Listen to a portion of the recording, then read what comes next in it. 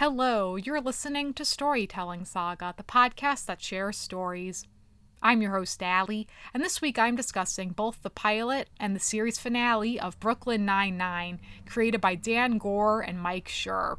I thought this would be fun to do because I actually recently binged this show. I binged it over the summer, and the whole reason I got into this show in the first place is because for a course I took in the summer, one of the homework assignments was to watch this pilot. And upon watching it, I just genuinely fell in love with the characters and wanted to watch more. And so then here we are now, and the series is over now. It's crazy. So I binged it on Hulu and then was caught up in time to watch the final season. And it's bittersweet because, gosh, what a great show. Solid 8 seasons. And it was canceled, though, after the 5th season on Fox, and I distinctly remember that because I remember it trending on Twitter, and fans were so upset. And then the next day, it was announced that NBC had picked it up. So it was great. It got to have a few more seasons and then go out on its own terms, and had such a fantastic finale with so many Easter eggs, so many great characters that we saw throughout the show just have their quick return, and it was really great. And of course we had to have a final heist. That's another great thing too that I could have done, which is discussed all of the heist episodes, all 8 heist episodes. But I figured, now let me talk about the first episode and the last episode, because I really loved that pilot. That's what made me want to watch the entire show, and that's what you want a pilot to do. You want people to then get hooked on the show and want to keep watching. And it's just a really great pilot because it establishes the characters so seamlessly, but it's also like establishes the humor, the tone of the show, and make it seem like, oh, it's not just another, because for me, before getting into this show, a thing that I was like, oh, another police show, really, so I was wary about that. But it's really a great pilot, and so we discussed it in the course, and the whole thing with basically the differences between Jake Peralta, our main character, played by Andy Samberg, and the Captain Raymond Holt, played by Andre Braugher, and how Jake, being this childish detective, like childish and like a kid and goofing off, but then he's really genuinely a good detective. And then of course juxtaposed with this no-nonsense captain on his first day, extremely serious, wants him to wear a tie, and so them already at odds with those opposing personalities. So someone so by the rules with Holt, and then with Jake being, it's like he goofs off, but he gets the job done. So then just having those two opposing things already, because that's what creates great conflict. And also I learned a lot in that course is with characters, especially in comedies, how you want them to have these dichotomous traits. So, for instance, with Jake specifically, how he just is kind of like, the first scene of him goofing off, like doing that stupid monologue thing, and then his partner, Amy Santiago, played by Melissa Fumero, saying, "What are you doing, weirdo?" He's like, "Oh, I'm just like," him doing that stupid monologue. It's like, actually, we're all doing this monologue, whatever he says. This job is eating me alive. I can't breathe anymore. Spent all these years trying to be the good guy, the man in the white hat. I'm not becoming like them. I am them. Hey, what are you doing, weirdo? I'm doing the best speech from Donnie Brasco. Or actually, 10 of me are doing the best speech from Donnie Brasco. What's up? Get it together, man, okay? So the store was hit about 2 hours ago. They took mostly tablets, laptops, and cameras. Sorry. I'd like a list of all your employees, whoever had access to the store. I'd also like to apologize for my partner. His parents didn't give him enough attention. Detective, I already solved the case. We're looking for 3 white males, one of whom has sleeve tats on both arms. And how do you know that? I had an informant on the inside. He's been here for years, watching, learning, waiting. His code name? Fuzzy Cuddle Bear. He's an Anacam. You got lucky. No, I got here 5 minutes before you and figured that in this gigantic electronics store there had to be at least one working camera. Oh, hi, bad guys. You did it, Fuzzy. You busted him. It's time to come home. I'm not sure if I can. I've been undercover so long, I've forgotten who I am. I've seen terrible things. I haven't known the touch of a woman in many moons. All right. Detective Santiago! Don't walk away from me! Basically, though, how appearing one way and then coming off an entirely different way. That's how you get, like, comedy. That's one way, of course, that you get comedy with, specifically with your characters.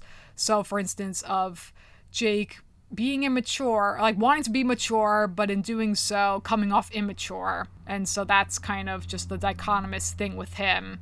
And then with Lieutenant Jeffords, Terry Jeffords, played by Terry Crews. It's funny, though, because then when Terry explains everything to Holt, when Holt, like, he gives Holt the briefing about everyone. And that's a perfect thing because it's, like, introducing the audience to the characters as well. So really it's, like, exposition, but in this sense, it's him telling the new guy, in this case Holt, all about the squad, the 9-9. 9-9? Tell me about your detective squad. Well, Scully, Hitchcock, and Daniels, they're pretty much worthless, but they make good coffee. Copy that. Now the good ones. Rosa Diaz, tough, smart, hard to read, and really scary. Tell me who has me for Secret Santa. No, that takes all the fun out of it. It's Scully. He got you a scarf. I'll make him return it. Yes, you will. Charles Boyle. He's a grinder. Not the most brilliant detective, but he works harder than anyone else. He's not physically gifted. Oh, man, my muffin. Ah! Oh, my head. My muffin in my head. And I stepped on my muffin in my head and my muffin. Amy Santiago. She's got 7 brothers, so she's always trying to prove she's tough. Careful, that stuff's pretty hot. Oh, is it?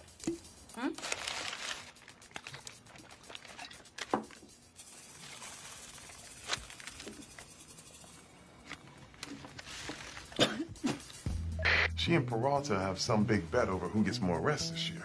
Ever since the bet, their numbers have gone way up. Tell me about Peralta. Jacob Peralta is my best detective.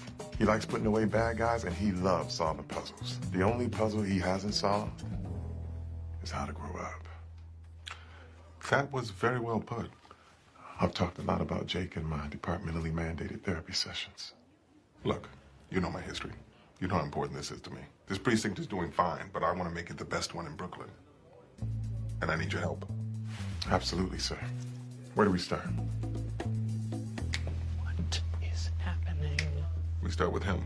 Also, though, with the pilot, what's interesting is, so then after reading it, I went back and, no, after watching it, I went back and read the script. And actually, I found 2 scripts. In an earlier version, there was no Gina Linetti, played by Chelsea Peretti. What a coincidence that the names rhyme. So there was no Gina at first in an earlier draft of the script. And also, the captain was initially named Captain Morales, so perhaps like Morals, and then you have like Holtz, like I said, Holtz, stop. So just like a random thing there that I found interesting. But you can definitely, I'll include them in the notes on storytellingsaga.com if you're interested in checking out the scripts. So with the pilot, though, so the story really is just, you have the A story with Jake solving the murder, with the B story of Charles Boyle, played by Joe Latrulio, and Rosa Diaz, played by Stephanie Beatrice. And what's funny is that Stephanie Beatrice, I've seen her in other stuff. She was Gloria's sister in Modern Family, and that's a whole different character in terms of a whole different voice. So she's the only one really doing a character voice. And what's also odd is that I didn't notice it when you first start watching the show and just go through the episodes, but it's interesting watching the pilot again. I rewatched the pilot and the series finale now, that her voice she does a different sounding voice. Her voice is still kind of higher in the pilot, and then you jump to the series finale where then her voice is deeper as it is throughout the series. So she's just doing just deeper voice for Rosa. So that's just interesting. But as Gloria's sister in Modern Family, she has a different voice, and she's in other stuff, obviously, but I also know her as she played Gina Cazador in season 5 and 6 of BoJack Horseman, BoJack's co-star in, what's it called, Filbert. So that's funny, she plays a cop in that as well. And also Andre Braugher is in BoJack. He plays the Woodchuck Kudchuck guy who's running for mayor. So anyway, the B plot of Charles wanting to ask out Rosa, and then the A plot of really with Captain Holt starting at the squad at the 9-9, and Jake trying to prove that he's a good detective, and like, you know, already butting heads with this new captain, how he likes the Holt's captain because he could do whatever he wanted, and, you know, him proving that he can solve the case himself still without the captain getting in his way. And then you have a little side thing going with Amy and Jake's already kind of the like already you see the hints of this is going to be like the will they, won't they to watch throughout the show. It's going to be like the romance to watch. They really do have such a great relationship, Jake and Amy. I love how their love story plays out throughout the series.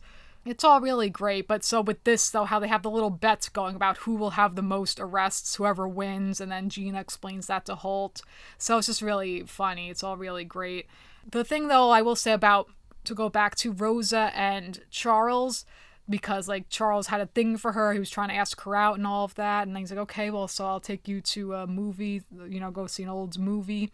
And because like first he asked Gina for advice, he's like, I want to ask out Rosa to the Rihanna concert. She's like, okay, first you, Rihanna, like really, Rihanna?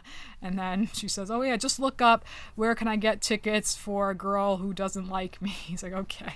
And it's so funny when also she says how, yeah, Rosa is like, she has a clear type, and it's basically anyone but you. And then Charles says, that was my ex-wife's type too. Like, poor Charles. But he's a great character, though. So then, like, he tries to do all that with her, and then she's like, oh, it's like, Citizen Kane's a terrible movie, pick a good movie. He's like, okay, I'll pick a better movie than Citizen Kane. And then when he just gets tickets for all the movies, and he says, like, oh, I just did it to be safe, so, you know, we're covered. She's like, what does that mean? And he says, oh, because you're opinionated. And she says, you think I'm opinionated? Here's an opinion. Your shirt looks like vomit, and whatever she says, all that stuff. And so then afterwards, when she just hands him some money saying, here, I feel bad you bought all those tickets. And he's like, well, this was awkward. And she says, no, it's not. You're sweet. So that's a nice thing. And honestly, truly, I'm so happy that their relationship didn't become anything more than a truly wonderful friendship. That he had a thing for her at first, but then that went away after a season or two. I think like really after season 1, it just kind of went away. He found someone else, and then of course when he adopted his son Nikolaj, so then he had his own family, and then Rosa eventually comes out as bi, and you know, so then she had other relationships as well. So I love that they just truly stayed friends and nothing more. They didn't say date and then break up. You know, I think it was just so much better that they were just friends after all of that. So that's a really nice thing too. And so the whole thing though with Jake and Holt, when Jake is doing the whole bit, it's like, oh, I'll bet he's gonna be like this robot, beep boop beep, and then of course he shows up saying, oh no, I'd like to hear you finish that. It's like, okay, well, I'm pretty sure I said you would be a pencil pusher and a, you know, rule-abiding robot, beep boop beep. And he's like, that's a terrible robot. Holt's just such a great character though, because yes, he's no nonsense and super serious, but he's full of all of these surprises as we see throughout the series. So obviously Jake and Holt, though they like, Jake has to kind of in a way prove himself to Holt, and Holt has to learn to let Jake do his thing, knowing that Jake is a great detective. And with Amy too, how Jake and Amy both make each other better too. They're a great duo. They have a great partnership. And it's so funny too, the bit with Jake when he's in the evidence room, the records room, and then when he's like wearing a tie, and then he stands up, and then he's just in a Speedo. And then of course Holt's like, oh, you know what? This should be shared with everyone. Everyone come in and bring a camera. So then poor Jake, but then he just like kind of owns it. He's like, yeah, yep, I'm in a Speedo, whatever. Just being again like a prankster. And then it's so funny when they finally catch the perp in the end, the murderer. And then he's like, oh, I finally get the tie thing. It's because you were always kept off the team, but now it's a uniform, so we're all one team. He's like, yes, maybe now's not a good time, Peralta. So it's just great. So it's just a really solid premiere, a really solid pilot. It's up there to me with New Girl, which is one of my all-time favorite pilots in terms of establishing the characters, the tone of the show so well. So it's just a really, really excellent pilot. Since this show, it's about police officers in a precinct, you know, police detectives in a precinct, that you have the office storylines as well of just like everyday things in the precinct with them, but then them also solving cases. So kind of that mystery aspect to it as well. And so it's just really great. And then jumping ahead to the series finale, where then we have all of these great callbacks, all of these great Easter eggs of characters we see throughout the series return. And of course, it's amazing that it ends with another heist. The heists, too, are fantastic, yearly tradition. All 8 seasons, 8 heists, like 1 per season. It's amazing how it started with that Halloween heist with Jake winning, and then Holt winning, and then Amy, and then Gina. And then I know Terry won one year, Rosa won another year. I was hoping Charles was going to win this final heist, and it was bittersweet that Hitchcock won, which, Hitchcock and Scully, but they are so great too. They're just like, that's funny. They're not really in the pilot that much. They don't really say much in the pilot, but then it's just funny when Jefford says, they're just useless. So, but they're so funny. Michael Hitchcock, played by Dirk Blocker, and Norm Scully, played by Joel McKinnon Miller. His name is Norm. My name is Norm. in the series finale. The finale was perfect. I mean, I'm so happy it ended with the heist, and I'm glad that they got to have that great finale, because it would have been bittersweet if it had ended with season 5. The season 5 finale was when Amy and Jake got married, so I'm glad that they got to have a few more seasons and go out on their own terms. So that's just really great. And Dan Goor himself guest stars in the finale too. He plays the janitor, just that friendly janitor that shows up. Also, another thing to note, with this being a workplace comedy, and this can be applied to any workplace comedy, The Office, Parks and Recreation, The Mary Tyler Moore Show, Cheers, etc. All workplace comedies are underscored by the theme, by the context of family. And that is so apparent throughout the course of Brooklyn Nine-Nine, how they are a family. They're always there for each other. They have each other's backs. And they even overtly say it here and there, too, with Rosa with the game nights, family game nights. And they're a team. And even in this finale, when Jefford says how we are the Nine-Nine, it's because we're all getting each other's way. You all wanted the perfect goodbye, but we all work best when we work together. So that's just a wonderful thing. And then, of course, with workplace comedies, for one to end, it just makes sense that what happens? Well, they're going to move on to a different time in their life, to, a new job, or just going to, in Jake's case, he's leaving the Nine-Nine because he wants to be with their son Mac, and it's such a sweet thing too, which just, again, of course, after all these years, now Jake's ready to leave because the show is ending, but within the show itself, because Amy has this huge opportunity now, going to be a chief, and they were struggling with the work-life balance, and so he wants to be with Mac. And then she's saying, are you sure? Because this was your dream. And he's saying, not anymore. Now he's ready to just move on now to the next phase in his life of raising their son. So that's just really sweet. And also with Holt, too, leaving the Nine-Nine, becoming the deputy commissioner. And it's just so wonderful. And then with Terry Jeffords being promoted as captain of the Nine-Nine. So great. So I would say, also, I didn't mention my favorite characters on the show. I would say Holt is my favorite character because, again, I love how he's just full of surprises and so great. Even in the series finale, when he reveals his tattoo and their faces are so priceless.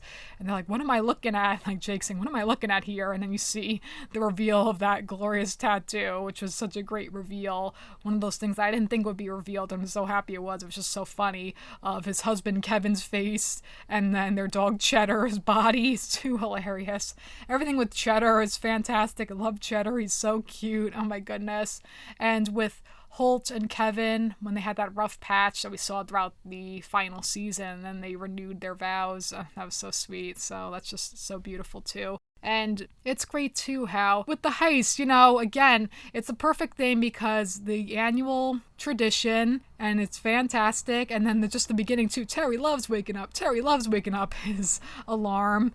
But so Holt, as I was saying, Holt is my favorite character. I do love Terry too. I love also Rosa. Rosa's a great character. I would say those 3 are my favorite. Top 3, but I also really love Charles too. He's just so funny.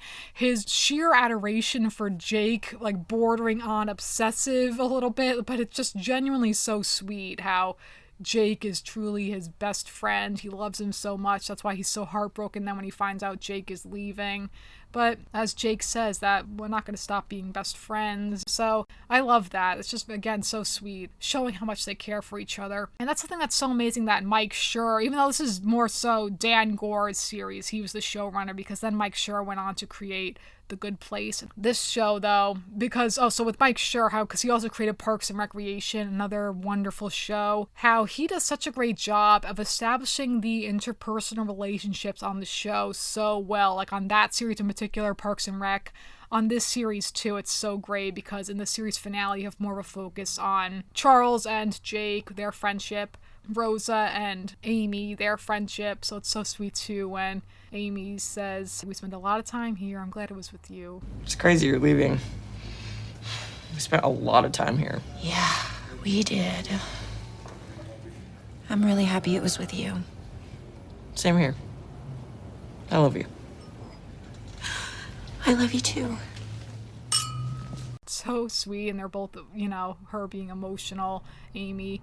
And Rosa too, she's just great too, because again, her being always so, not willing to share stuff about herself, like kind of this mystery, and then just this very hard exterior, but then, deep down she's a softie as well. I guess in that sense, she reminds me a little bit of April Ludgate on Parks and Rec, so that's funny. So that's just a really sweet thing. I loved all of the characters that came back. So I loved Pimento. He's one of my favorites. He's just so balls to the wall crazy.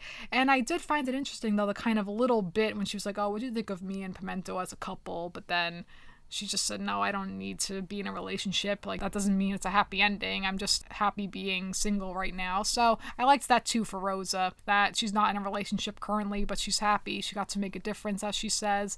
And she's not in the 9-9 anymore either. So all these things, how they move on, but, they all still love each other. So that's really sweet too. And then also even with Holt telling the guy that turns out to be a whole fake thing for the heist, of course, but because poor Terry then, he's like, "Wait, this was all real?" Because first, he trashed the whole office, but so then it was in fact fake, and the guy takes off the hairpiece that he had on. Just funny. But then Holt says how Jeffords taught me to be human, that it's not always about being an infallible captain. So that's just a really sweet thing. And of course with Jake and Amy, afterwards when he's talking to Holt, and he says how actually it was easy to decide that he wanted to leave the 9-9 because he loves Amy and their son, and it's just so sweet. So they have such a sweet relationship. Again, I love their love story because early on it's just him teasing her, and again it's the polar opposites thing of, okay, well, he's the goofball, she's the more serious, stringent, to the rules person by the book, wanting to impress Holt and everything. So that's funny too. And she loves her binders, so it's cute when he gets her a little binder. That's so cute too in this finale. And when it's revealed that he's telling her this whole big plan for the heist, that they're secretly working together because it's going to be this whole big goodbye, and then she was trying to surprise him with the perfect goodbye. And I love even the Easter egg with the actual theme songs. I don't know why we looked so serious. We're all just going for a falafel. Too funny. Things like that. Because their relationship, though, there is also the script for The Bet, the season 1 episode, when they go on their fake date, but then, when Boyle is saying, deep down, you're making this whole big thing, but it's deep down you like Amy. You knew early on already that Jake had feelings for Amy. So I love how their relationship played out. I loved how once they were together, there was no breakup or any of that stuff. That often happens in a sitcom. They dated for a couple years, then he surprised her during the heist when he proposed to her. I loved that. So sweet. So all of the heist episodes, you could definitely just watch. I know people definitely binge all the heist episodes too, because that's just a fun thing to do too, all 8 episodes. So that's just really sweet. And then when she gave birth in the precinct and they distracted her doing the Salt and Pepper song, amazing, with Jeffords and Holt, so good. Oh my goodness. So all the really funny, amazing things. And then more Easter eggs with more characters returning, with Caleb the cannibal. That was fantastic. With that guy, I don't know his name, but played by Fred Armisen, who's in the pilot. Don't know what his name is. Whatever he says, he keeps changing it. And with Amy's ex-boyfriend Teddy still proposing to her, so dumb. Oh my goodness. Just so great. And Doug Judy got to have his great conclusion earlier in the final season, which was great. Doug Judy and Jake, like, so cute. Like, just a really interesting friendship too, because you always think he was going to like double cross Jake, but he always did at the end of the day have his back, and Jake helped him escape. Like, after all that, like, it was so crazy. But that was a great send-off for him too. Doug Judy, played by Craig Robinson.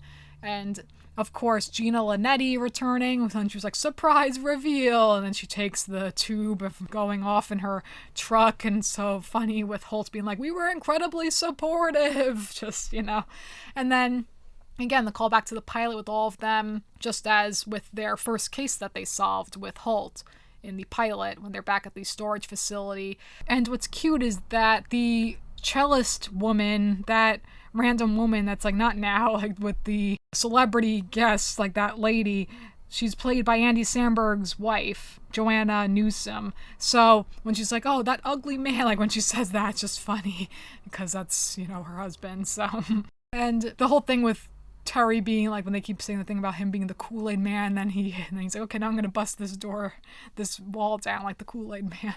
It's too funny. What I love about Terry is that him being so sensitive, but also being really tough, obviously, as well. So he having like all these, like, he's so sweet with his daughters, with his wife. So he's just a really genuinely nice person too. Like, they're all just genuinely nice people, like all genuinely good and caring people and smart and everything. So it's just great too. And then like all the reveals with Gina, another surprise reveal, and they're like, I mean, we knew you were around. It's like she keeps having her shirts with another surprise reveal yet again, like another one. Too good. And then when, like, again with Holt wanting to give them a perfect goodbye, like all these things, and then of course Hitchcock somehow ends up winning. So again, not exactly what anyone wanted, too funny. But Hitchcock and Scully's reunion was so sweet too. I missed you, bud. I missed you too. You got wing sauce on your collar. I left it there for you. So they're just so sweet too, their friendship. And then all the goodbyes with, as I mentioned, with Rosa and Amy. And then, of course, the goodbye between Holt and Jake, which, as you can kind of sum up as the true core relationship of the series, because, again, going back to the pilot with their opposing personalities, but then them both coming to really understand each other and genuinely love each other. I mean, he officiated Amy and Jake's wedding, which is so sweet. And we know, of course, that Jake then kind of saw him as a father figure, which he then brings up in the finale. So, you're leaving. It must have been a hard decision. Honestly, it wasn't. It's funny. On my first day here, I asked Jeffords to tell me about everyone. Told me you were a great detective, but the one thing you couldn't figure out was how to grow up. Well, I think you finally figured it out. Well, thank you, sir. I couldn't have done it without you.